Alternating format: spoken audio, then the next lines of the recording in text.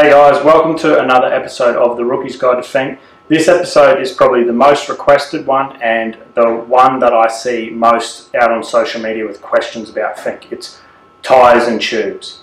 Now, I'm not going to get into personal choices of tyres because everyone has a different opinion, so I'm just going to try and keep it simple and talk about some of the basics.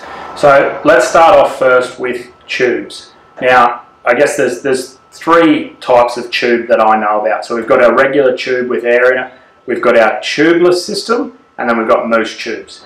So let's start off with tubeless.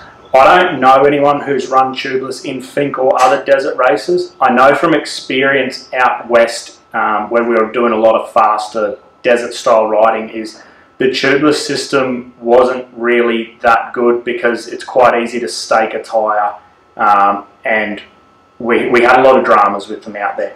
So personally, I would stay away from tubeless at Finke. So now we've eliminated tubeless, we've got tubes and mousses.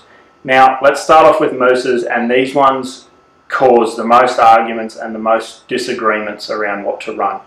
So one of the common misconceptions around mousse tubes is we will melt mousse tubes at Finke because of the speed. Now this is partially correct but partially incorrect.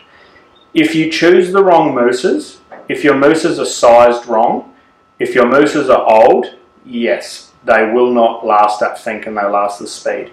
If you fit the correct mousses and they're sized correctly for the tyre and they're in good condition and they're new, they are fine. Guys in the top 20 have run mousses in both front and rear. So with that misconception about mousse tubes, I guess there's a couple of references. The first for me is the Dakar Rally. Now these guys run mousses front and rear. Yes, they put new ones in every day, but they're also doing 600-700 kilometers a day at much higher speeds than Finke. So, and they're purely desert mousses. They're built for that. So that is one argument right there that mousses can stand up to Finke. So the other reference I would have is speaking to a ex-team owner whose team has won Finke multiple times across a big span of riders. They tried and tested mousses at Finke, and a lot of the time it came down to the rider's preference in the rear end, and they didn't like the feeling of a mousse in the rear. So they have been run. There are stories of guys in the top 20 running them. So the misconception, I think, should be ruled out. You can run mousses at Finke if you set them up and you buy the correct mousses. Now, I'm not going to get into what brands are good or what brands are bad. That's a personal experience. But the more expensive the mousse, generally the better the quality. Also, we don't want these soft mousses for regular enduro or hard enduro. A lot of the brands make a desert mousse, which is a much stiffer mousse. So if we follow all those rules and we have mousses, some of the negatives I would say with mousses are the price. For a set of mousses front and rear, you're probably looking at $400 to $500 just for the mousses. Now, running them out in high speed in the desert, you will shorten their life, even if they are a good quality desert mousse. It's just how a mousse is, and the rubber will break down with heat over time. One of the positives is you can't get a flat tyre.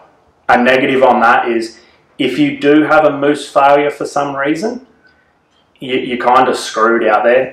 If you pop a bead and the mousse is hanging out, you're probably not going to be able to repair it. You're probably going to have to try and ride on the rim. So while they are really good when they work, when they don't work, they're really bad. And you know, I would say your race would be over, or you'll be limping home or down to Finke on a rim. So onto our regular tubes. Now, regular tubes, I guess there's your standard, your heavy duty, and your ultra heavy duty tube. Do not take standard tubes to Finke, you're going to get a pinch flat. So my personal preference is always running the ultra heavy duty tubes. I think they're like a 5mm tube. If you're going to run tubes, you should be running your pressures 16 psi or higher. Yes, it makes the bike feel a little bit harsher, but we don't want pinch flats, and you will hit a lot of square edges and things you cannot see out there. So if you're going to run tubes, regular tubes, run much higher pressures than you would anywhere else. maybe even go 18, 20 psi and higher. So now we know what's going in our tyres. Let's talk about the tyres themselves. Now, a regular motocross tyre tend to have a taller knob height, and the knob spacing will depend on if it's a soft, medium or hard compound tyre and the terrain it's sorted to.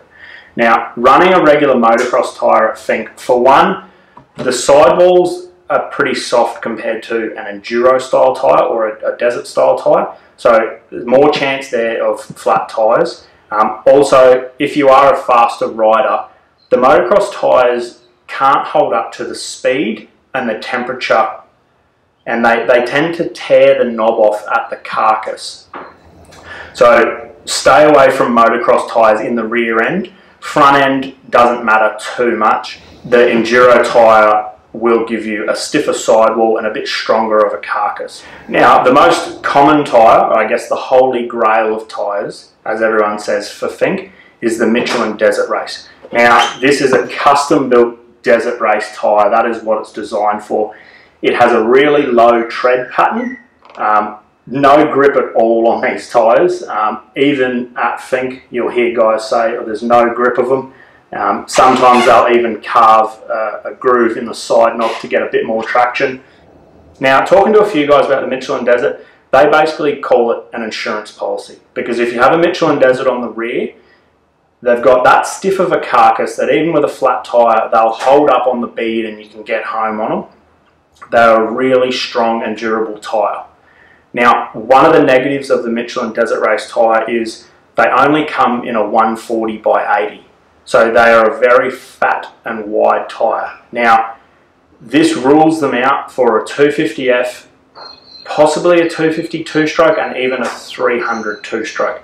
It's too much tyre for the bike and it robs too much power out there. So you can't run one of these tyres with those bikes that I know of. Even the top level guys bombing their motors up don't really run these Michi Desert Race with those smaller class bikes.